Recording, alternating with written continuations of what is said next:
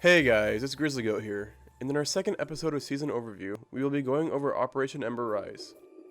We will go in depth with our latest operators Amaru and Goyo, the canal map rework, the events, and much more. So without further ado, let's get into our operators, Amaru and Goyo. First, we have our attacker Amaru. Amaru is a rated 2 difficulty, 2 armor, 2 speed attacker from the Peruvian APCA. Her primaries consist of IQ's GAA-1 light machine gun and Supernova from the Japanese SAT operators Habana and Echo. Her secondaries consist of Jackal and Mirror's shorty shotguns, and lastly, the renowned SAS SMG-11, no ICOG included. And as for her secondary gadgets, she has access to Claymore and stun grenades, which allow her to play either aggressively or passively. So, in summary, she has relatively strong weapons. Her ability to pick shotguns as a secondary or primary raises her ability to its full potential, allowing her to make her own pathways. The GAA-1 finally receiving the angled grip was very much needed for a long time and is suitable for Amaru. Now onto her primary gadget, the Gara hook. At its most basic description, it's a grapple hook. It's fairly clunky, unfortunately. The main problem with using this ability is that you're extremely exposed for a few seconds while using this gadget, because not only does the window break way before you actually enter, but you cannot use your weapon for a period of time when you do enter, which limits your aggressive playstyle. The community has suggested shortening these times, but there's an alternate way that Amaru could be changed, in which I'll go over towards the end of the video. But now moving on to our defender Goyo, also a 2 difficulty, 2 armor, 2 speed operator who's from the Mexican FE. He bolsters the power of Mira's renowned Vector and Kaid's TCSG, which interestingly enough has access to ACOG. As for his secondaries, Goyo only has access to the P229, which he also shares with Habana and Echo. Then, for his secondary gadgets, he carries the double booms, impacts, and C4. So in general, Goyo has very strong primaries, especially noting he has exclusive access to the ACOG as a 2-speed, although no one really runs it. Also just as interesting, he's the second operator of impacts and C4, which in my opinion is kind of pointless because I would assume everyone just runs C4, but let me know in the poll in the top corner on what loadout you'd run on Goyo. But moving on to his main ability, the Volcan Shield. Goyo gets 3 of these, and they are shields that have an explosive jerry can on the back of them, which explode when shot. People were confused when Goyo was first being released that his gadget required other operator shields, or that he carried 3 secondary gadget shields, but no, he carries a 3 boomfire shield in his primary slot. So with that out the way, I would say it's fair to assume that Goyo is fairly balanced. Now, Pro League is going to get access to him soon, and we'll see how he does there, but I believe Goyo is a very good place in this game, giving defense another option of area denial without being overpoweringly strong. Next up, we have a robust map rework for Canal, and I'm very glad that Ubisoft has finally given this vanilla map some love because it really needed it. Before everyone became good at this game, Old Canal was pretty fun, and then people started becoming smart, and then that became pretty much obsolete in a competitive setting. The singular bridge which separated the entire map was really the only way defense could get between both buildings. Unless you ran from garage to boat supplies. And in that case, you have balls of steel, comrade. But not only was there was also the putrid number of spawn peaks and runouts, and this was probably the worst map to counter spawn peaks on, and it still might be, but who knows. In my opinion, UB's done a great job of correcting these errors, and I think this is a pretty solid map.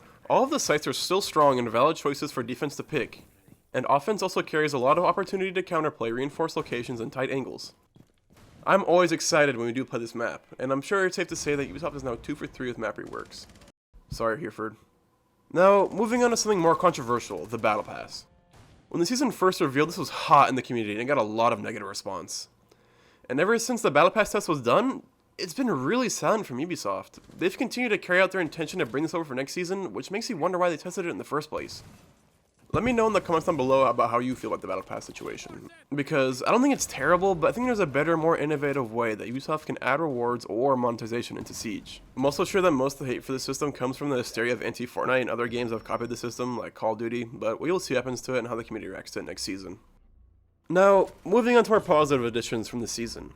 Ubisoft has made changes to all the playable game modes across the board, PvE and PvP. So, to start it off, we have the addition of the new Unranked playlist.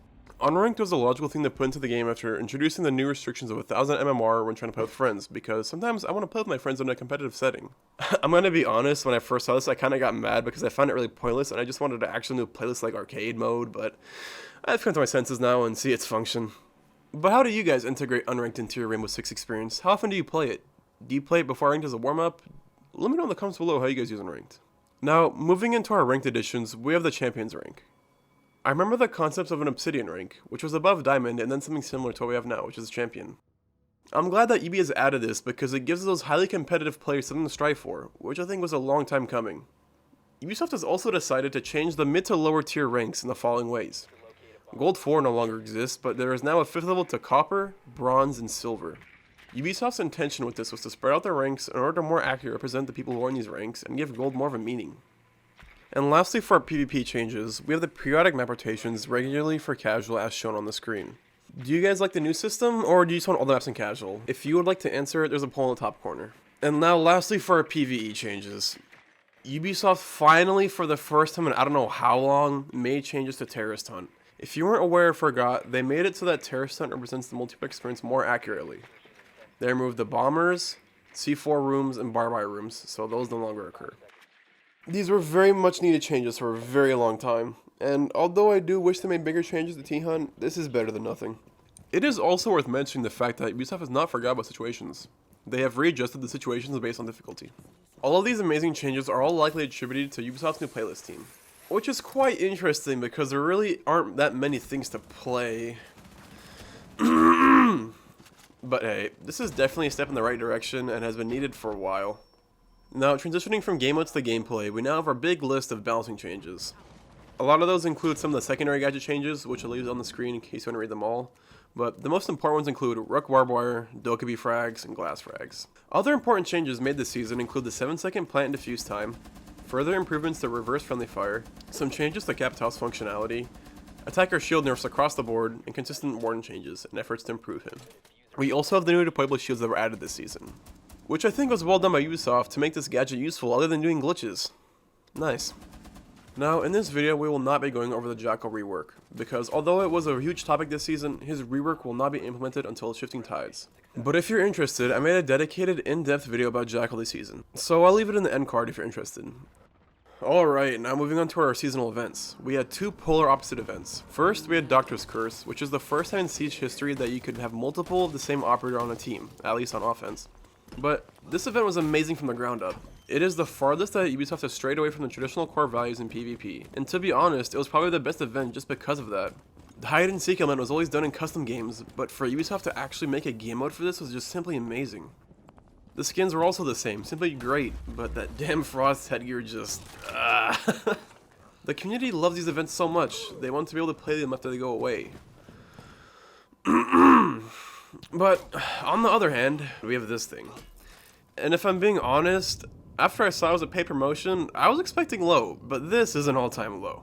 I honestly don't even need to describe it to you because you've already heard about how terrible of an event it is. It is also disappointing that all the cosmetic items are very overpriced, costing about as much as an elite skin.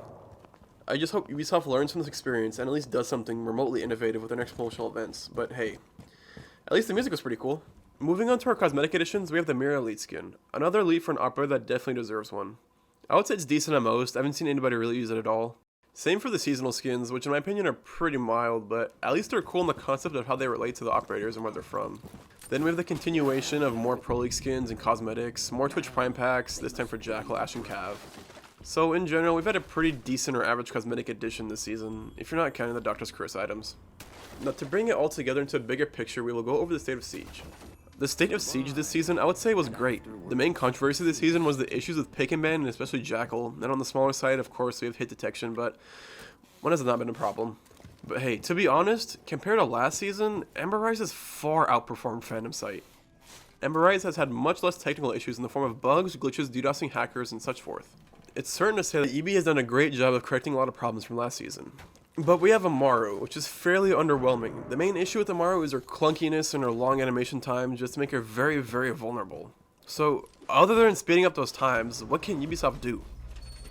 Just like Nook, Amaru is more self-beneficial compared to other operators, so how could we make her more team-oriented? Well, what if rather than a grappling hook, she had a zipline? This would make it so that she can deploy for her whole team to use. Now, this may be argued to be too powerful if a whole team flushes into a window and immediately takes control of sight. But the way that you could counterbalance this is just put a cooldown of like, let's say 5 to 10 seconds, so that it's not possible for a whole team to be in the objective in just a snap of a finger. And if that's not enough, you can enable the defensive team to either destroy the line or even use it. Now, this idea may be a bit controversial, but I'm throwing an idea out there. Amaru needs some love. Let me know in the comments how you feel about this rework idea.